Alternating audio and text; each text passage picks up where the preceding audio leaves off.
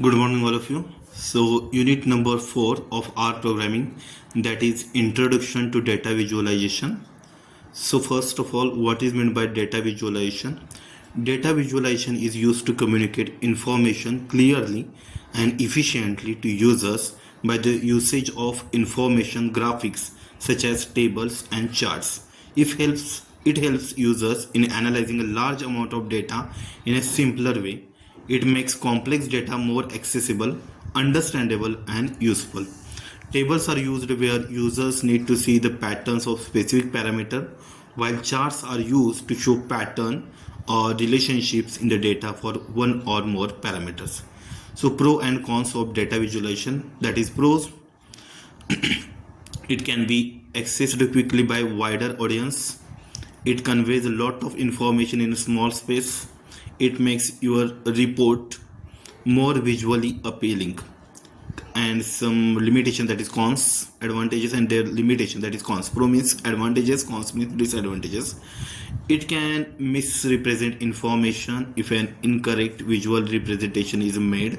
It can be distracting if the visual data is distorted or excessively used. So next point is R packages. R packages are called as R functions, compiled code and sample data. They are stored under a directory called library in the R program, R environment. By default, R installs a set of packages during the installation. More packages are added later when they are needed for some specific purpose when we start the R console. Only the default packages are available by default. Other packages which are already installed have to be loaded explicitly to the used by R program that is going to use them. So installing and loading packages. First install a new package, then install directly by cran, then next install package manually, and last, that is load package to a library. These are all the steps to how to install packages in R programming are detailed here. Then next are CSV files. In R, we can read data from files stored considered outside the R environment. We can also write the data into files which will be stored and accessed by the operating system. R can read and write into various files formats like CSV, Excel, XML, etc. So in this chapter, we will learn to read data from CSV file and then write data into the CSV file. Okay, there is reading a CSV files like data read.csv. You have to create that CSV file, that input.csv, pass the CSV file, that is input.csv, and then print the data. The next point is working with missing data. When we have alternative missing values in the two columns, that makes the data frame look filled with values at alternative places in a column as well. In this case, we might want to remove those missing values so that the data frame becomes complete without any missing value.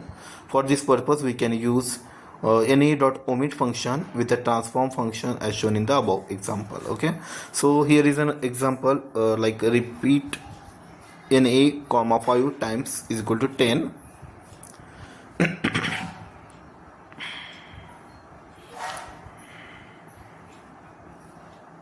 If data is missing, you have to write just na, not allowed or not inserted here. Data frames x1 and x2. Extracting subset from data frames. How to extract data from substrate, that is factors. Subsetting of a factor columns can be done by creating an object of all columns using ESApply with is.factor. So is.factor or as.factor is implemented here. Here is an example of as.factor. The next chart, in that chart there is a scatter plot.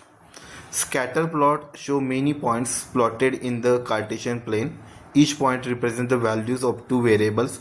One variable is chosen in horizontal axis and another in the vertical axis. So simple scatter plot is created using the plot function.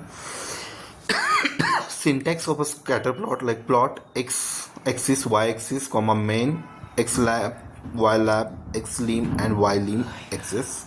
X is the data set whose values are horizontal coordinates. Y is the data set whose values are vertical coordinates. Main is the tile of the graph. X lab is the label of the horizontal axis. Y lab is the label of the vertical axis. X lim is the limits of the values of X used for plotting, and Y line is the limits of Y for plotting. Axis indicates whether the both axes should be drawn on the plot. So it is an example. We use the data set empty cards in the R environments. Let's use the column of empty cars is WT and MPG in a empty cars. So input empty cars, C, WT and MPG, print head input. So this is the WT and MPG of the empty cars. Creating the scatter plot, we have to use scatter plot input empty cars. PNG file for scatter plot.png. We have to pass some values here, and output is like that, scatter plot. Next is a box plot. Box plots are measure of a box how well distributed is data in a data set. It divides data into set 3 quartiles. This graph represents a minimum, maximum, median, first quartile and third quartile in the data sets. So we have to use box plot function here.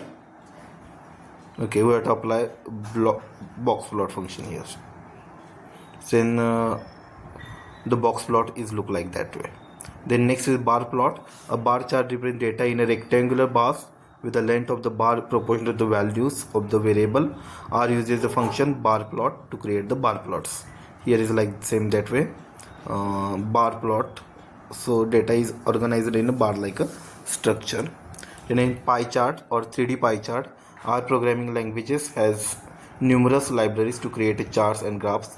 A pie chart is a representation of values at a slices of a circle with different colors.